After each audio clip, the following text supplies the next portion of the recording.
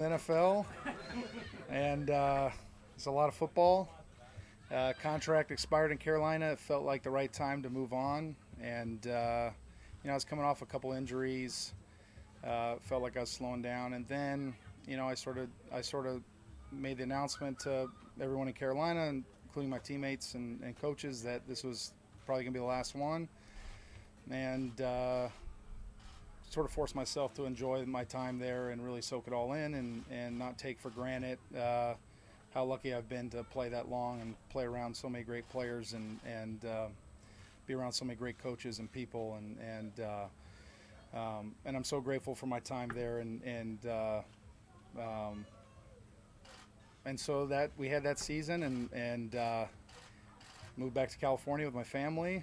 Uh, Started living the beach life a little bit, uh, getting ingrained back in the community where I grew up, and March came around, and I just started getting the itch again, and it just was such a to to to to say it's done, and make that such a definitive thing. It was so finite, and it just I had a hard time moving on. I had a hard time turning the page.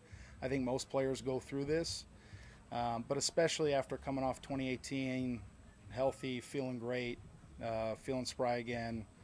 I just felt like I had more football, and by the time I sort of came around to collecting my thoughts and my feelings about it was already too late in Carolina. They moved on, and listen, the Panthers got a great player in Matt Paradis, um, uh, so I'm excited for that group. I think I couldn't think of anybody better to take over that role, and it's an upgrade actually in a lot of ways for them.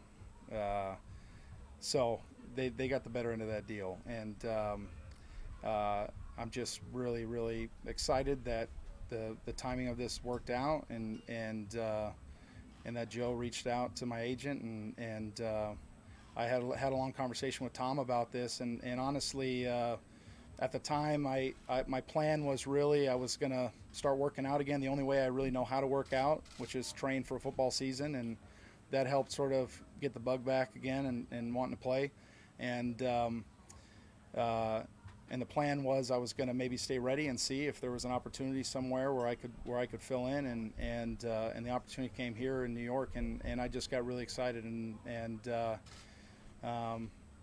Joe and my agent were talking, and at one point I got to get on the phone and talk with Joe, and I just really liked what he had to say, and we talked a lot about offensive line play, obviously.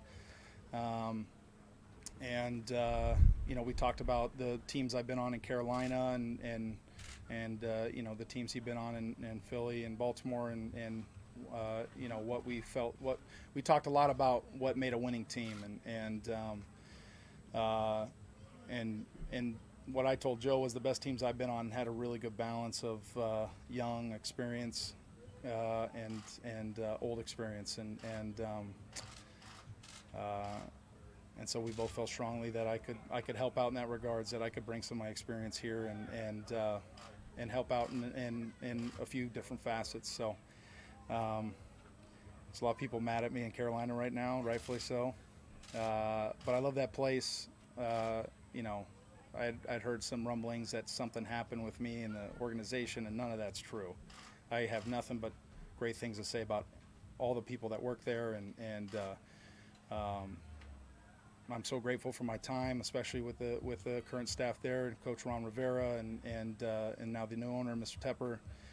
And I love all those guys there, and they're gonna have a great squad, and so I'll be keeping an eye on them during the season. You mentioned living the beach life, and then you mentioned starting to get back in shape. What was the timeline for those two things? How did that kind of come about? When did you start kind of getting back in shape and treating this like it was a thing that was going to happen?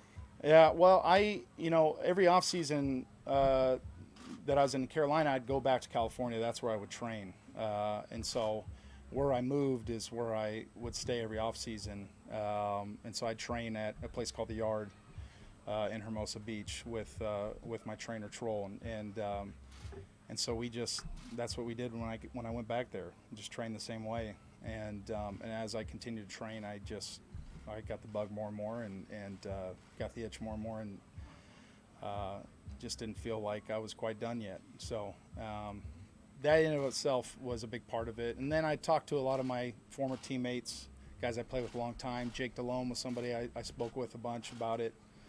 And there was a lot of people on my way out who were telling me I shouldn't stop playing. So that stuck with me in my head, you know. Donnie Warren is a great football player, played for the Redskins a long time. He was the last guy I talked to on my way out of the stadium, and I gave him a hug, and he just looked at me and wouldn't let my arm go, and he's just like, "What are you doing? Why are you not playing anymore?" And so that's been ringing in my head for a while now. So what kind of shape are you in, and how long do you think it'll take you to get into football shape? Physical shape, I'm in pretty good shape. I started lifting again in March, April, and then I started running end of May, early June.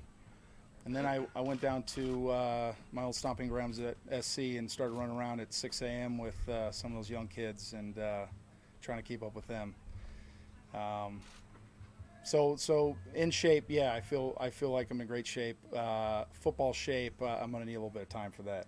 So it's been a minute since I've run around, doing football drills, and that's a different kind of shape. Hitting, obviously, those stressors are a lot different than doing sprints. Are you at your playing weight, or do you need to gain a little bit more? Because it seems like when you retire, you probably lose some pounds. Yeah, I got down to about 260, and then we just weighed in right now at 297. So Is that what you we're want to play back. at? Yeah, I've been about 295 my whole career, so that's about my playing weight. I'm one of the more undersized guys, you know. Was Joe persuasive, or did he have to be persuasive? He was persuasive because I was still trying to collect my thoughts about the whole thing, and it wasn't like, okay, I'm ready to go, who's going to call me? It was, maybe I still want to do this. And so when I talked to Joe, we had a long conversation about it. I think he wanted to figure out where my mindset was, and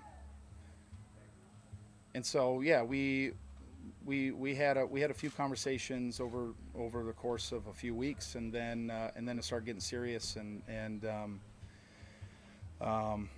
then even during that time, I don't know why, I just felt the need to get the blessing of a lot of different people. So I called a lot of my former teammates in Carolina. I called Coach Rivera. I called John Matsko.